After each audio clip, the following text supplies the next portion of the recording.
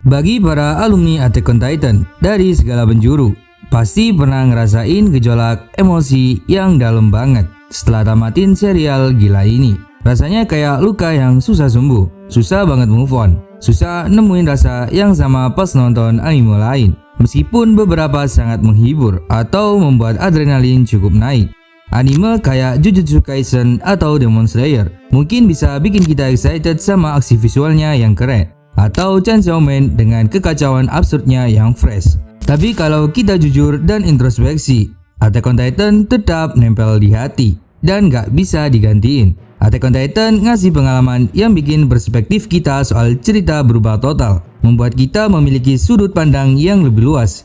Ini ngebikin anime lain terasa dangkal dan gak sebanding. Fenomena ini bukan cuma kebetulan atau hype sementara doang, tapi ini hasil dari cerita yang dirancang dengan teliti oleh Hajime Isayama, pencipta Attack on Titan yang memang jenius banget. Secara umum, ada beberapa faktor yang bikin kita susah move on dari serial ini. Pertama, Attack on Titan bukan hiburan ringan yang bisa dinikmati semua umur. Lebih cocok buat orang dewasa yang bisa nanggap nuansa filosofis, psikologis, dan sosiopolitiknya. Anak kecil mungkin cuma lihat Titan sebagai monster raksasa yang menakutkan. Tapi buat penonton yang udah mateng, serial ini kayak labirin yang baru kebuka sepenuhnya kalau kita tonton ulang.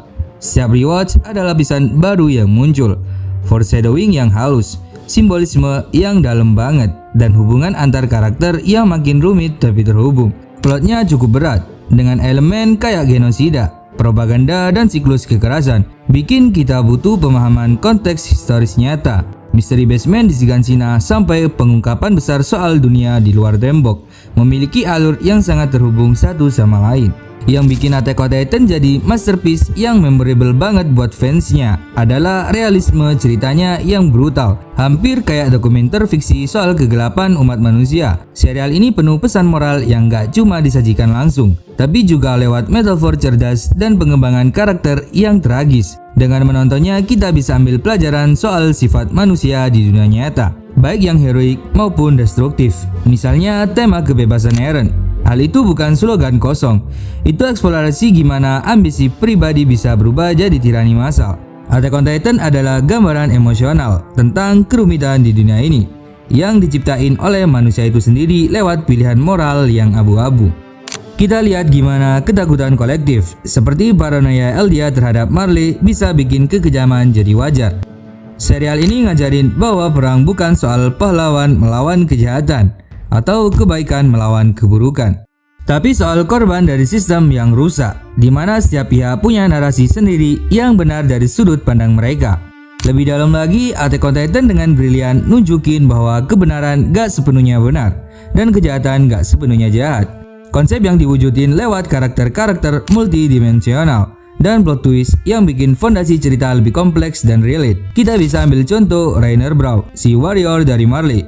Di awal dia kelihatan sebagai pengkhianat yang kejam, tapi backstory-nya ngungkap trauma dan indoktrinasi sejak kecil. Bikin kita mikir, apa dia beneran jahat atau cuma korban propaganda? Begitupun Zeke dengan rencana euthanasia-nya buat cegah penderitaan Eldia secara berlanjut. Ini adalah bentuk ekstrim dari kebaikan yang mungkin salah arah. Gambarin debat etis soal keberadaan manusia di dunia nyata. Serial ini membuat kita lihat spektrum moral yang lebih luas. Eren yang awalnya pemuda idealis, pemburu Titan demi kebebasan, berubah menjadi arsitek dan pelaku utama The Rumbling, genosida global yang ngancurin 80% umat manusia. Nunjukin gimana pahlawan bisa jatuh ke kegelapan moral dan penjahat sering punya alasan yang bisa dipahami meskipun gak bisa dibenari.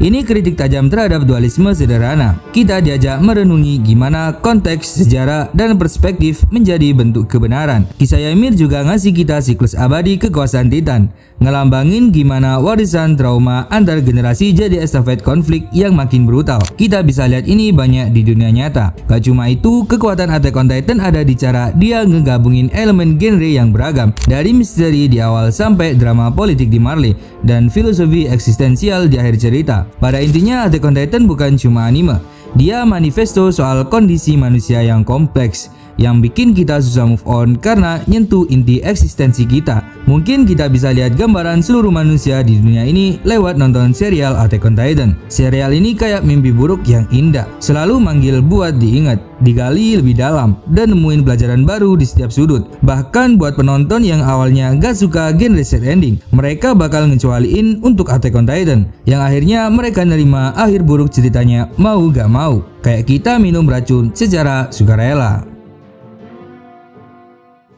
Setelah kita kuliti lebih dalam soal esensi Attack on Titan, serial yang gak cuma sajikan aksi brutal, tapi juga diseksi mendalam soal jiwa manusia, siklus kekerasan, dan ambiguitas moral. Kita nggak bisa abaikan dampak emosional yang ditinggalkannya. Attack on Titan udah naikin standar kita, bukan lagi soal hiburan doang, tapi narasi yang masa kita refleksikan realitas dunia dengan pesan moral yang dalam, karakter multidimensional, dan tema filosofis yang tragis. Dari pendapat gue pribadi, berdasarkan rating subjektif yang nimbang kedalaman cerita, kompleksitas tema, dan dampak emosional, mungkin gue bisa kasih rekomendasi anime yang layak mendekati, setara, atau bahkan lebih baik dari Attack on Titan. Kita bisa mulai dari Hunter x Hunter sebagai entry point yang lebih optimis. Setelah itu Full Metal Alchemist sebagai jembatan filosofis, sampai Berserk sebagai puncak kegelapan yang brutal.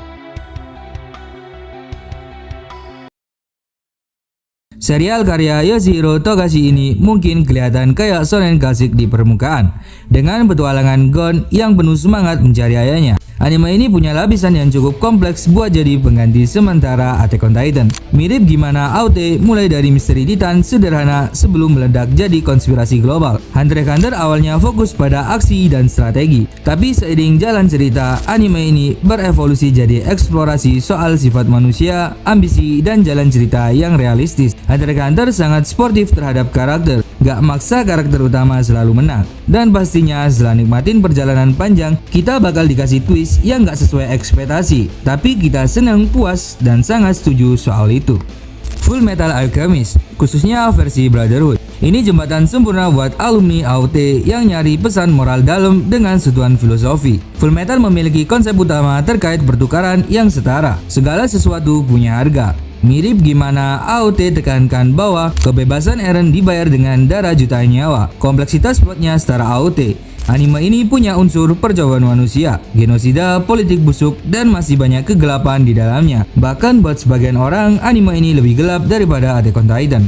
Dan yang terakhir, Berserk, manga karya Kentaro Miura. Ini pilihan utama buat kalian yang haus kegelapan Attack on Titan, karena Berserk adalah definisi dark fantasy yang sangat brutal, realistis, dan filosofis, bahkan lebih gelap dari Attack on Titan. Berserk adalah perjalanan soal trauma, balas dendam, dan perjuangan melawan takdir. Mirip AOT, dia nunjukin dunia medieval yang kejam di mana manusia adalah monster sesungguhnya. Perang, pemerkosaan, pengkhianatan, gambarin kerumitan masyarakat kayak di Paradis atau Marley. Pesan moralnya dalam banget, kebenaran bukan hitam putih, kejahatan lahir dari ambisi manusia. Berserk lebih kompleks dalam kekerasan dan tema dewasa, seperti abuse. Serial ini dibikin cuma buat penonton dewasa, dan manganya lebih unggul daripada adaptasi anime. Manga yang berstatus ongoing ini cuma sedikit diadaptasi dalam bentuk anime, karena kurangnya lulus sensor buat disajikan selain manga. Karena kebutuhan cerita yang kompleks dan banyak fans yang setuju buat tetap jadi manga, membuat Berserk lebih fokus di manga tanpa adaptasi.